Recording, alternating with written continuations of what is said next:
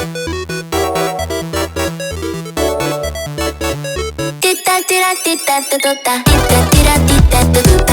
perkenalkan nama saya Ria Audia Sedabutar dari kelas 11. Jadi sini saya akan perkenalan diri, siapa saya dan mengapa saya menjadi Kristen. Nah, saya itu adalah anak Allah.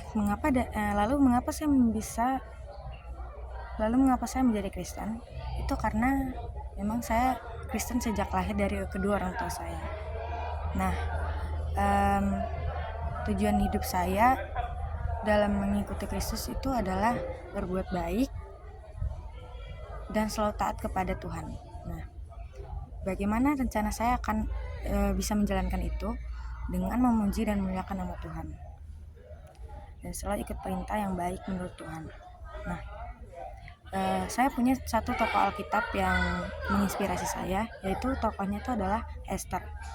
Kenapa itu bisa menginspirasi saya? Karena tokoh Esther itu mengajarkan saya pentingnya memperjuangkan kebenaran dan keadilan.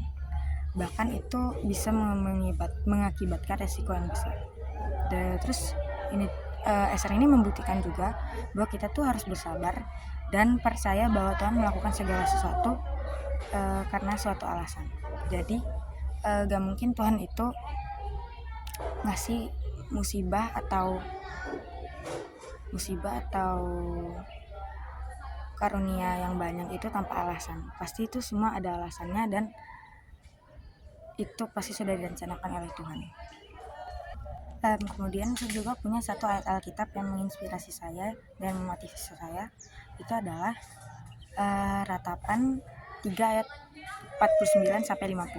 Jadi isi ayatnya itu adalah, air mataku terus menerus bercucuran dengan tak henti-hentinya sampai Tuhan memandang dari atas dan melihat dari sorga. Kenapa itu bisa memotivasi saya, kehidupan saya? Jadi pesan utama dari ayat ini adalah mengingatkan kita kalau Tuhan itu melihat penderitaan kita dan mendengarkan seruan hati kita. Meskipun jawabannya mungkin tidak langsung, tapi tetaplah berharap kepadanya. Jadi ini bisa menginspirasi saya tuh karena kita tuh banyak penderitaan. Kalau kita berharap pada Tuhan dan kita tetap menunggu jawaban dari Tuhan, pasti Tuhan akan jawab. Lalu apa yang membuat perubahan dalam hidup saya? Ada ketika tuh mama saya meninggal karena dunia ini bersama kakak dan papa saya. Itu mama saya meninggalkan saya untuk selama-lamanya. Disitulah kehidupan saya berubah dan itu sangat berbeda banget gitu. Kayak misalnya saya melakukan segala sesuatu itu jadi nggak teratur karena nggak ada mama gitu.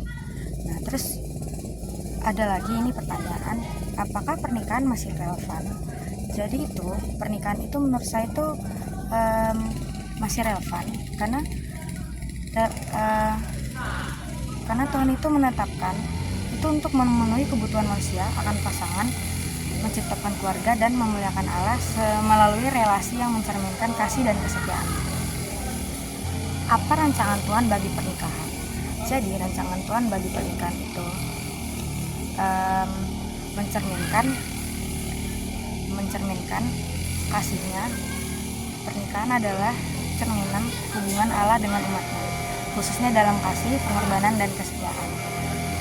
Kesejahteraan manusia menyediakan pendampingan ketika rancangan Tuhan bagi pernikahan adalah agar laki-laki dan perempuan meninggalkan orang tua mereka, bersatu dan menjadi satu daging. Pernikahan dirancang untuk menjadi hubungan yang kudus, permanen, dan mencerminkan hubungan Kristus dengan gerejanya.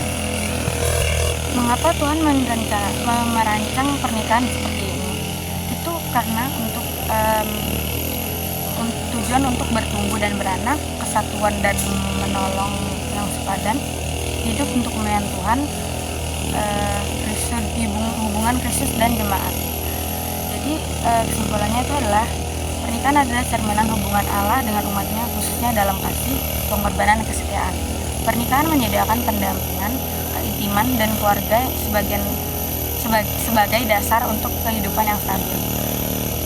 setiap aspek pernikahan diarahkan untuk memuliakan Tuhan, baik melalui kehidupan bersama keluarga maupun kesetiaan satu sama lain.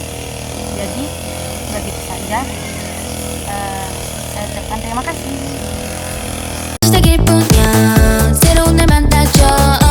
Nice to see ya.